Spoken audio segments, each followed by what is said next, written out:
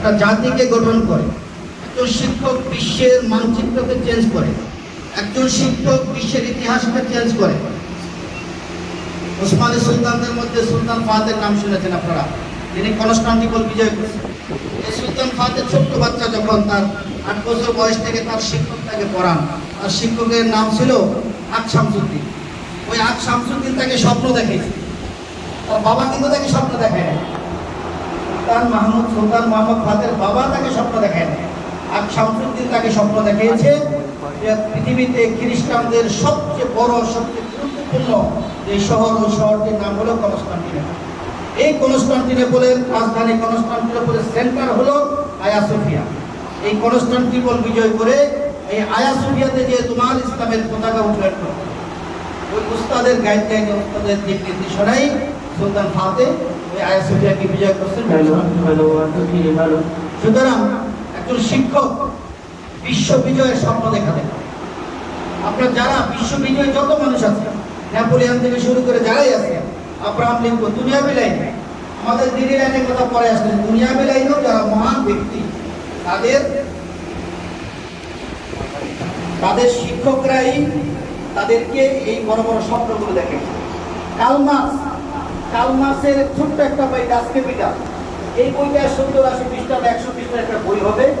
এই বইয়ের মধ্যে উনি প্রথম সমাজতন্ত্রের ফর্মুলা পেশ করছেন, কিন্তু কার্ল মার্ক্স দুনিয়াতে থাকা অবস্থায় সমাজতন্ত্রের প্রতিষ্ঠা দেখতে পারেন।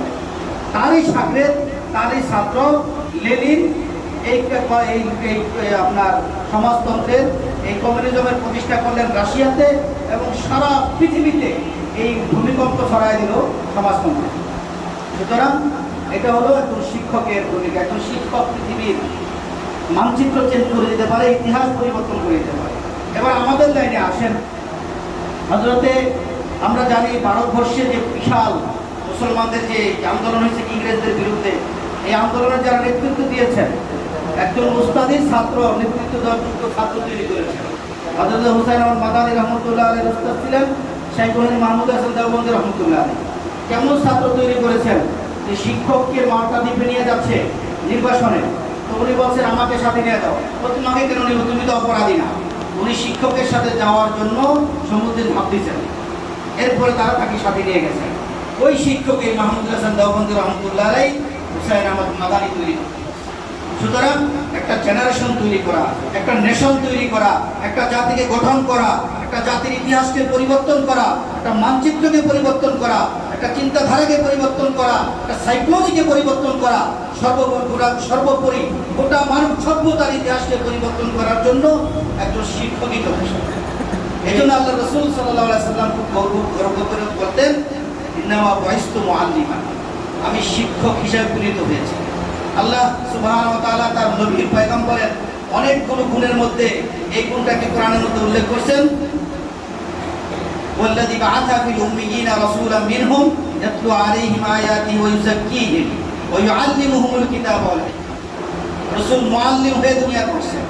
এই মুআল্লিম সারা পৃথিবীর মানুষের সবকিছুকে পরিবর্তন করে দিয়েছেন, শুধু মুসলমানদের না, পৃথিবীর মানচিত্র পরিবর্তন হয়ে গেছে। এজন্য সৈয়দ আবুল হাসান আলী নদভী রহমাতুল্লাহ আলাইহি ওনার একটা কিতাবের শিরোনামে আছে আল উম্মাতুল আরাবিয়াতু লিন-নবীল আরবী। এই যে বর্তমানে পৃথিবীতে আরব জাতি বলি আমরা, আরব জাতির অস্তিত্বই হলো নবী আরবীর কারণে। নবী আরবীর সম্মানে আরব জাতির এই সম্মান। সুতরাং একজন শিক্ষক একজন বিপ্লবের স্বপ্নদ্রষ্টা, একজন শিক্ষক একটা জাতি গঠনের স্বপ্নদ্রষ্টা। একজন শিক্ষক একজন ছাত্রকে যেভাবে করতে পারে, বাবা মাও ছাত্রকে এভাবে করতে পারে। আমরা এই আজকের এই ট্রেনিংয়ে, বিশেষ করে 3 দিন ব্যাপী ট্রেনিং হবে, এই ট্রেনিংয়ে